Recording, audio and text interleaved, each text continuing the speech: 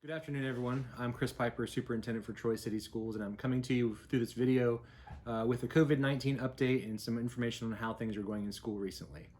We know those have been trying times for all of us as we navigate a long global pandemic at the start of another school year, when perhaps we didn't expect that to be the case this year. So I want to first of all, thank everyone for helping us keep our students in school and keep them safe. I know we've put some things in place lately to do those things that have been controversial for some and divisive as well, but they are paying off, which is some of the information that I'm going to share here with you today. So the first slide that I'm going to share in this talk is a slide from the total number of COVID cases in Miami County. And I'm showing you this slide to just kind of demonstrate that we saw the height of the pandemic last winter when we were in our hybrid model of instruction. And then we saw cases drop dramatically throughout the end of the school year last year and into the summer. And this past July, we had virtually no cases here in the county for a short time. And then unfortunately, as school started back up, we saw the second wave, the Delta variant here in Miami County. And you can see that curve at the end of the timeline there. So that's what we're currently dealing with, that second wave, that Delta variant. So that again is the total number of cases we've had in Miami County. The next slide that I'm showing you is a comparison of the COVID-19 rate for the general population of Miami County compared to what we've seen in our schools this year. And clearly there are many more people in Miami County, and there have been many more COVID cases in Miami County.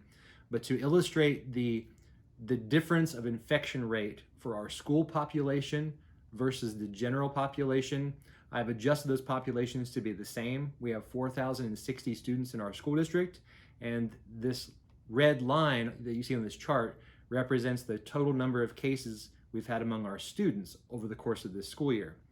The blue line is the Miami County total population line. Again, adjusting as if there were 4,060 people in all of Miami County, that's the infection rate we would see among the county population. So you can see from this chart that the school infection rate from the start of school until about mid-September was almost twice as fast and twice as high as the county infection rate. And then in the middle of September, which the mask requirement for Troy City Schools went into effect September 15th, you can see a dramatic drop in the number of school cases, even lower now than the Miami County cases. The third line on that chart, the yellow line, indicates our highest rate of infection all of last school year. So on a weekly basis, which all this data is on a weekly basis, the highest infection rate we had last year was 16 students in 1 week. So again, that's just a comparison. Although our rate has dropped dramatically since the face mask requirement, we haven't yet gone below our highest level of last year. We'll continue to keep our eyes on this data and see how it trends, and we hope that it continues to go in a positive direction, but I just wanted to share that comparison. The next slide that I'm going to show you is the number of students that we have had to quarantine in Troy City Schools since the start of the school year. Again, we started the year, of course, very low in terms of how many students had to be quarantined from community contacts, and as we entered school, we saw that number increase dramatically to the point that we had almost 400 students that were considered close contacts and had to miss school because they were on quarantine due to being close to someone who had COVID-19.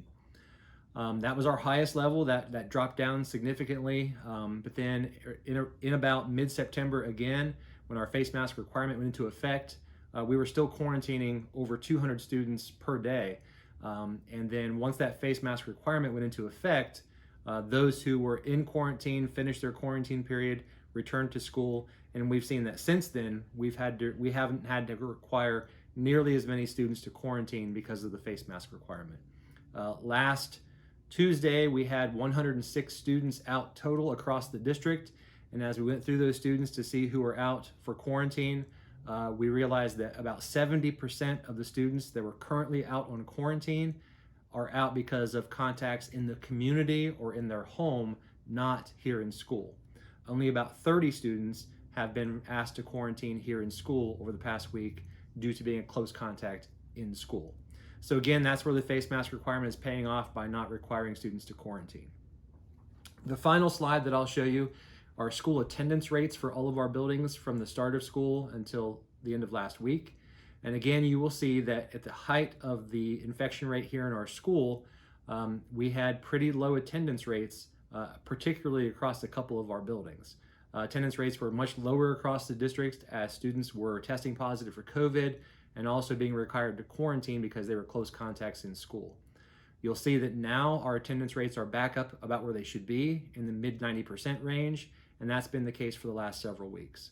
Again, our goal is to keep students safe and in school where they can learn, and currently we are achieving those things by the actions we've taken lately. Again, I want to thank everyone for their participation and dedication to the same thing, to keeping our students safe and in school.